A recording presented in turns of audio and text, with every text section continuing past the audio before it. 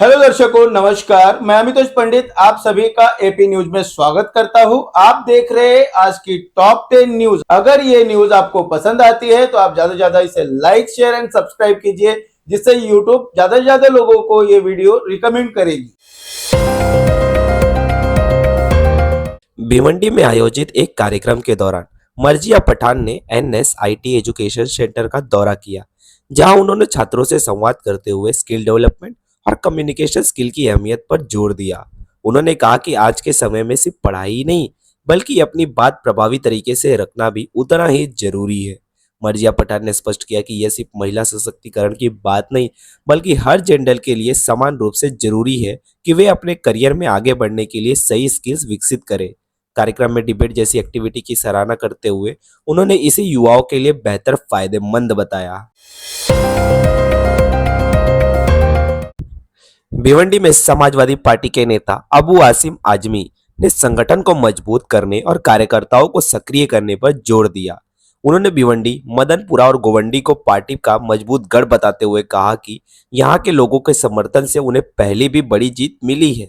उन्होंने नासिर की नियुक्ति कर जिक्र करते हुए संगठन विस्तार की बात कही और कहा कि समाजवादी पार्टी सिर्फ चुनाव लड़ने के लिए नहीं, बल्कि एक आंदोलन है जो समाज के दबे कुचले लोगों के हक के लिए काम करता है। अपने भाषण में उन्होंने मौजूदा राजनीतिक हालात, सांप्रदायिकता मुद्दे और नेताओं के दल बदलने पर भी निशाना साधते हुए कार्यकर्ताओं से एकजुट होकर आगे बढ़ने की सलाह दी। पहले शुरू से रहा है और मैं जब इलेक्शन लड़ रहा था पिछली बार, जब यहाँ से लड़ा था तो एक दिन में भिवंडी आता था, एक दिन गोंडी आता था, एक दिन भिवंडी एक दिन गोंडी, और अल्हम्दुलिल्लाह दोनों सीटें चुनकर मैं आया था। यहाँ के लोगों का मैं बड़ा एहसानमंद हूँ कि महाराष्ट्र में एक साथ 2 सीट जीतने वाला आपका ये भाई भिवंडी वालों की मेहरबानी से चुनकर आया था। इस पर आज भी लोग फख्र करते हैं। अबू आसिम आजमी के नेतृत्व में नासिर जावेद को भिवंडी पूर्व विधानसभा अध्यक्ष नियुक्त किया गया है, जहां बड़ी संख्या में कार्यकर्ता मौजूद रहे। इस मौके पर आजमी ने मराठी भाषा विवाद पर प्रतिक्रिया देते हुए कहा कि मराठी सीखना जरूरी है, लेकिन इसे जबरन लागू करना सही नहीं है। इससे गरीब मजदूरों और ड्राइवरों पर असर पड़ेगा। उन्होंने जोर देकर कहा कि सरकार को भाषा विवाद की बजाय बेरोजगारी, किसानों की समस्या और कानून व्यवस्था जैसे मुद्दों पर ध्यान देना चाहिए। वहीं नासिर जावेद ने अपनी नियुक्ति पर आभार जताते हुए भिवंडी के विकास के लिए मिलकर काम करने की बात कही। भिवंडी में बढ़ते प्रदूषण को लेकर रईस शेख ने क्षेत्रीय कल्याण अधिकारी, BNCMC के डिप्टी कमिश्नर और संबंधित अधिकारियों के साथ समीक्षा बैठक की। इस दौरान प्रदूषण के प्रमुख मुद्दों, स्वास्थ्य पर पड़ रहे असर और सिस्टम की कमियों पर विस्तार से चर्चा की। रईस शेख ने अधिकारियों को सख्त निगरानी, नियमों का कड़ाई से पालन और तुरंत सुधारात्मक कदम उठाने के निर्देश दिए, ताकि प्रदूषण पर नियंत्रण पाया जा सके और आम लोगों के स्वास्थ्य की सुरक्षा सुनिश्चित हो सके। भिवंडी ग्रामीण मुरबाड और शाहपुर इलाके में बढ़ते पानी संकट को लेकर सांसद सुरेश मात्रे ने कलेक्टर कार्यालय में अहम समीक्षा बैठक की, जिसमें जिला प्रशासन, जल विभाग और संबंधित अधिकारियों ने हिस्सा लिया। बैठक में टैंकर से हो रही पानी सप्लाई की कमी पर चिंता जताई गई और कई क्षेत्रों में टैंकरों की संख्या बढ़ाने के निर्देश दिए गए, जिस पर कलेक्टर ने तुरंत मंजूरी का आश्वासन दिया। साथ ही बादशाही डैम परियोजना और जल जीवन मिशन के कामों की समीक्षा करते हुए अधूरे कार्यों को जल्द पूरा करने के निर्देश दिए गए। मुंबई में आयोजित बैठक में सांसद सुरेश मात्रे, बाला मामा, प्रदेश अध्यक्ष शशिकांत शिंदे और राष्ट्रीय महासचिव जितेंद्र आव्हाड की मौजूदगी में थाने ग्रामीण कार्यकारिणी की अहम समीक्षा बैठक की।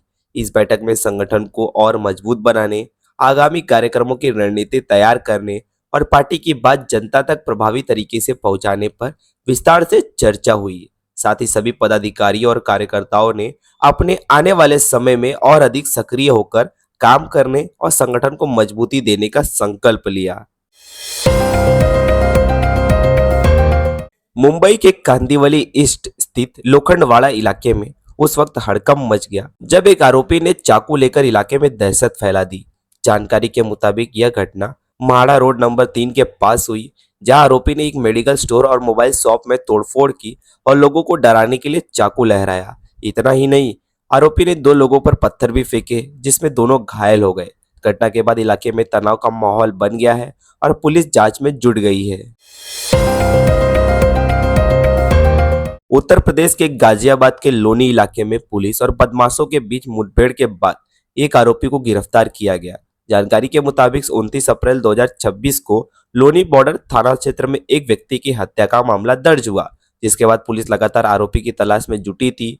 सिद्धार्थन गौतम के अनुसार सीसीटीवी फुटेज और मुखबिर की सूचना के आधार पर आनंदन नाम के आरोपी की पहचान हुई। पुलिस ने बेहड़ा अंडरपास के पास चेकिंग के दौरान 2 संदिग्धों को घेरने की कोशिश की, जिसमें एक बदमाश ने फायरिंग की और जवाबी कार्रवाई में पुलिस की गोली उसके पैर में लगी और उसे गिरफ्तार कर अस्पताल में भर्ती कराया गया। पश्चिम बंगाल के कोलकाता में टीएमसी नेता कुणाल घोष ने चुनाव के बीच गंभीर आरोप लगाए हैं। उन्होंने कहा कि एक सील किया गया स्ट्रांग रूम खुला पाया गया, जहां कुछ गतिविधि चल रही थी जिनका उनकी पार्टी ने विरोध किया।